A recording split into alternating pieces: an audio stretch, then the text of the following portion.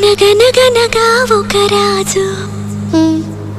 గగనము నీలే మహారాజు తర్వాత కనపడలేదా యువరాణి ఈ రోజు